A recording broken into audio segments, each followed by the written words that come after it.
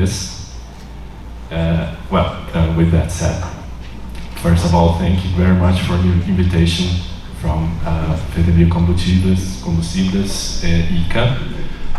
My name is Darlan Santos. I'm the SAF expert for the Brazilian Civil Aviation Agency in Brazil. And I'm also the coordinator of the Brazilian delegation on the Fuels Desk Group on ICAO. The FTG is the forum, the technical forum that all that discussion of pathways happens within ICAO that was mentioned in the last panel.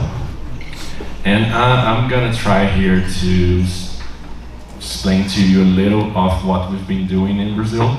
It's not done yet, of course, but it's something that we've done, and we are happy to share with you if it helps other countries in Latin America. So just a small background on our history. Brazil has a rich tradition of biofuels. We've been producing ethanol for automobiles since the 1970s.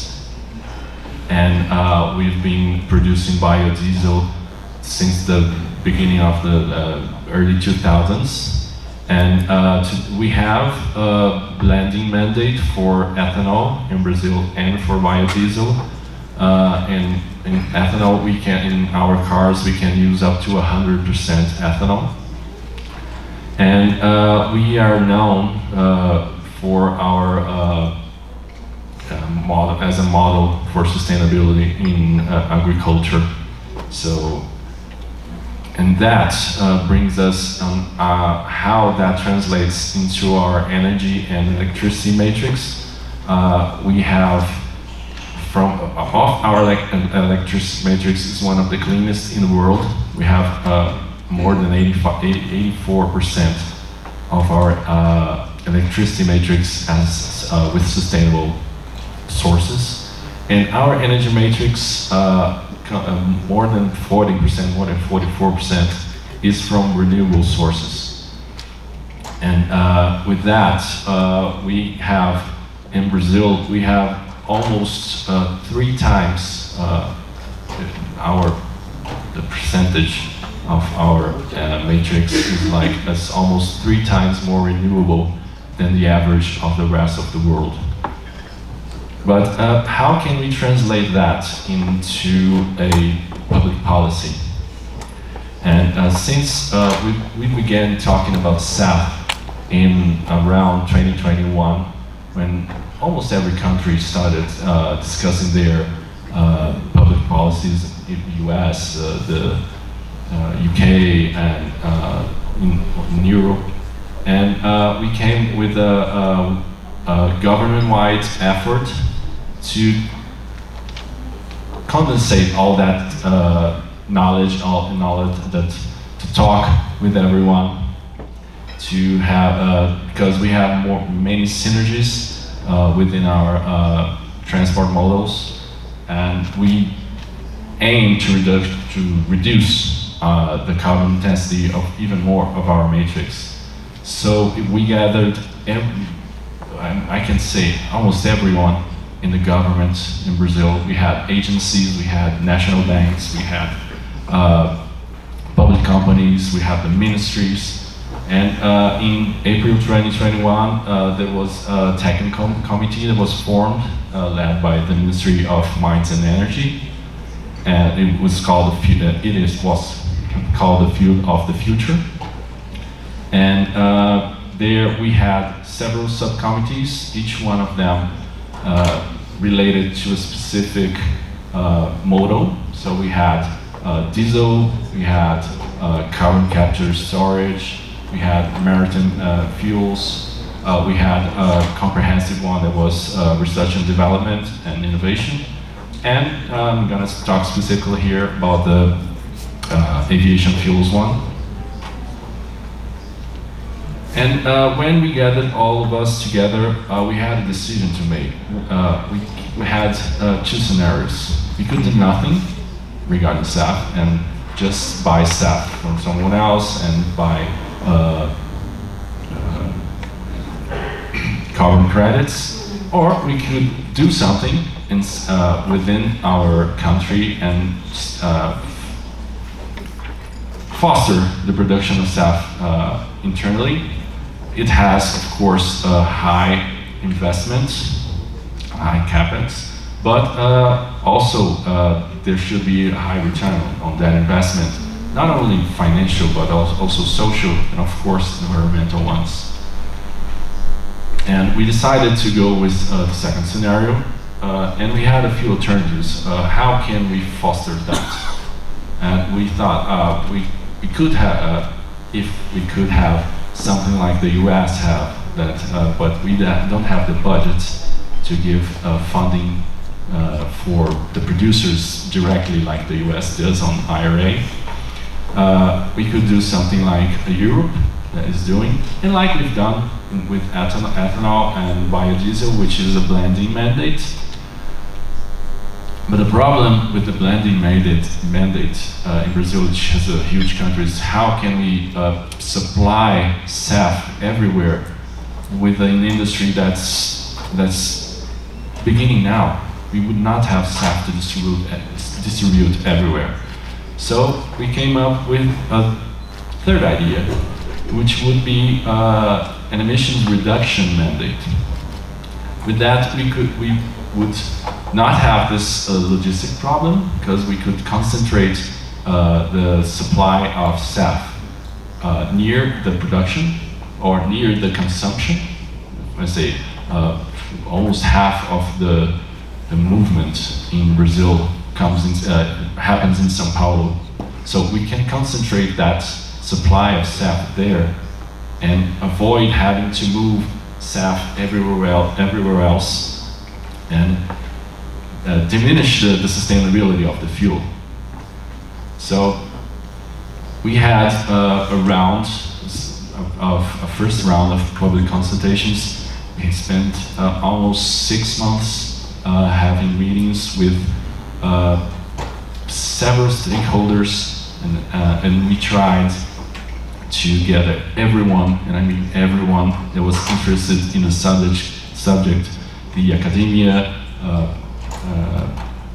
fuel producers, aircraft producers, airlines, everyone participated on that debate. And we had more than 60 agents per meeting. And we had each of those stakeholders made a presentation on what they thought would be important on a public policy. And we had studies and reports and papers on the thing. And the result of all of that is that we came up with 7 pillars of the public policy. The first one is to foster the SAF industry by a mandate, in this case an emissions reduction mandate. We should promote decarbonization aligned with ICAO principles, because it's something that we think is important. We cannot have a patchwork of frameworks that each one says something. We have to go try to align them, and specifically try to align them with CORSIA. We had guidelines for and financing lines for research and development. We had a pillar of tax rules and classifications for SAF. Another one of compliance, of course, because fuels, SAF must be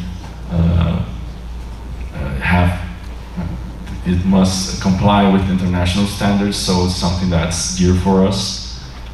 And another one is a governance pillar to define responsibilities for government actors. And the result of all of that is the public policy that was mentioned before, that is in the Senate now. It has been approved by the Chamber of Deputies, and we are hopefully it's gonna be approved still in 2024. And this bill, saying there, it institutes an emissions reduction mandate by the use of SAF imposed on the domestic airlines for 10 years, from 2027 to 2037. It's a period that we think it's enough to foster the market. And like I said, it's important to align our national policies with CORSIA.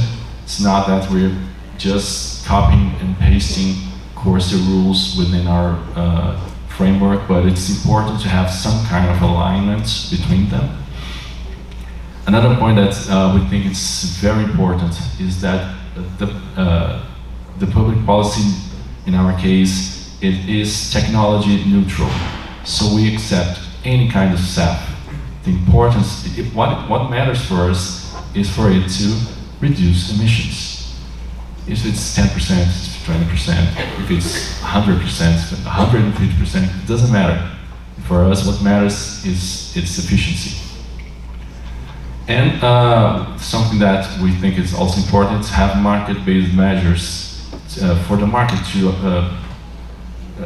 make its equilibrium. And we think something like book and claim is something important, not only inside Brazil, because maybe we don't have SAF in the north, but the companies there want to buy that sustainability, but also internationally, because we believe book and claim is something that will help fuel producers, and we believe that us from Latin America are more than capable of that. We can export that sustainability elsewhere, so it can be good for us. And that's what I had to say. If I can leave a last message, something that I think it's important for all of us is in Latin America is to try to work together. We need to show the rest of the world how sustainable our production is and how sustainable our SAF can be. And we can only do that by working together. So I'm at your disposal if anyone wants to approach us, and we can help you with within IK or within the FTG for any of you who wants to join. And it would be important because, like I said, that discussion of pathways and new pathways happen at the FTG. It's not anywhere else. So would be mostly welcome to welcome you and anyone else from Latin America to join us there. Thank you very much.